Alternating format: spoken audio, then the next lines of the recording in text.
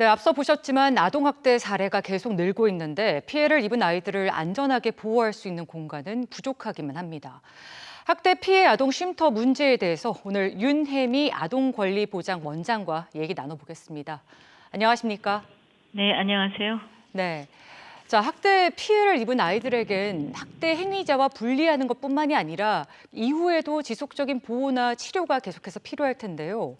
쉼터로 간 아이들은 어떤 지원을 받으며 생활하고 있습니까? 네, 학대 피해 아동 쉼터는 한 곳에 한 7명 정도까지 보호할 수 있는 공동 생활 가정 형태입니다. 일반 가정과 유사한 환경으로 구성되어 있기 때문에 시설에서 아이들이 사는 것보다는 좀 더 안정적으로 생활할 수 있고요.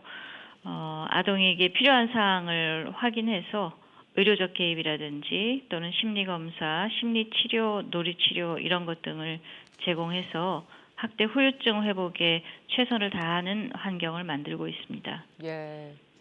윤 원장님, 지금 현재 전국적으로 학대 피해 아동 쉼터가 72곳에 불과하잖아요. 분리가 필요하지만 쉼터에 가지 못하는 아이들, 이런 아동들에겐 어떤 조치가 이루어지나요? 예, 72개 학대 피해 아동 쉼터가 사실상 한 시설당 정원이 7명이다 보니 아이들이 여기에 다 자기 고장에서 가지 못하는 수가 있습니다. 그럴 때는 부득이하게 아직 정원이 차지 않은 다른 지역으로 가게 되는 경우도 가끔 발생하고요. 그리고 아이들이 아주 어릴 경우에 영아라든지 또 이런 경우에는 위탁가정으로 보내려고 저희가 많이 노력하고 있어서 전문 위탁가정을 더 많이 만드는 것이 필요합니다. 네. 지금 위탁 가정을 늘리는 것도 필요하다고 말씀을 하셨고 또 당면한 과제가 아이들을 안전하게 보호할 수 있는 쉼터를 늘리는 걸 텐데요. 아무래도 쉼터 확보에 가장 큰 걸림돌이 있다면 어떤 게 있겠습니까? 예산이죠. 네, 예. 관련 예산 확보가 제일 중요한데요. 아까 보도하신 것처럼 22년까지 20개를 만들기로 했으나 올해는 4개밖에 지금 예산이 없는 걸로 돼 있지 않습니까? 그렇죠. 네, 그래서 이 쉼터를 일단 20개 만드는 이 계획을 좀 더 앞당겨서 시행을 할 수 있으려면 예산을 확보하는 것이 필요하고요. 그다음에 이제 영유아라든지 또 이렇게 장애를 가진 아이들을 위한 쉼터도 필요합니다.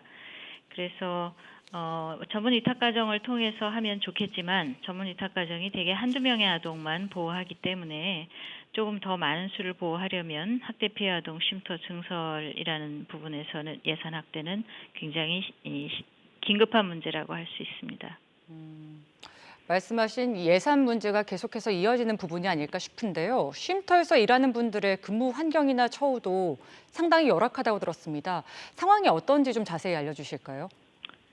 네, 요즘 뭐 집에서 아이 한두 명 보는 것도 상당히 힘들고 어렵잖아요. 근데 쉼터에 계시는 분들은 최대 7명까지의 연령이 다양한 아이들을 돌봐야 하고 또 이 아이들이 필요한 욕구에 맞는 서비스들을 연결하는 일들도 해야 합니다. 종사자가 혼자서 야간 시간까지 책임져야 하는 상황이라서 상당히 좀 어렵습니다. 그래서 아동을 안정적으로 잘 보호하고 쉼터 현장이 잘 운영되려면 3교대 꼭 필요하고요. 예. 처우 개선도 필요합니다. 알겠습니다. 자, 반복되는 아동학대 사건, 문제는 재학대 비율 역시 10%에 달한다는 점일 텐데요. 재발을 막기 위해서 가장 우선적으로 필요한 대책이 있다면 어떤 걸 꼽을 수 있을까요?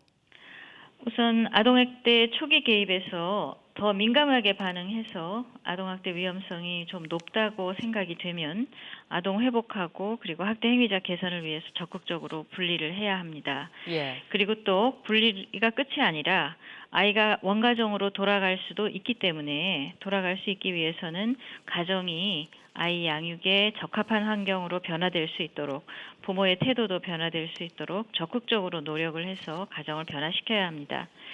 그런데 이제 가정에 개입하는 데 있어서 사실 아동보호 전문기관은 어떤 강제력을 가지고 있질 않습니다. 예. 그래서 부모가 거부하면 한계가 좀 있어요. 앞으로 가을부터 아동보호 전문기관이 사례관리 전담기관으로 역할이 변하는데요. 이때 이 효과적인 역할 수행을 하려면 사례관리 전문성 확보하고 인프라를 구축해서 강제성을 도입하는 제도적 보완과 함께 이런 일들이 이루어지는 것이 굉장히 중요하다고 하겠습니다. 예, 학대 아동들의 몸과 마음을 어루만져 줄 수 있는 사후 관리까지 보다 실효성 있는 대책이 시급해 보입니다. 오늘 얘기 잘 들었습니다.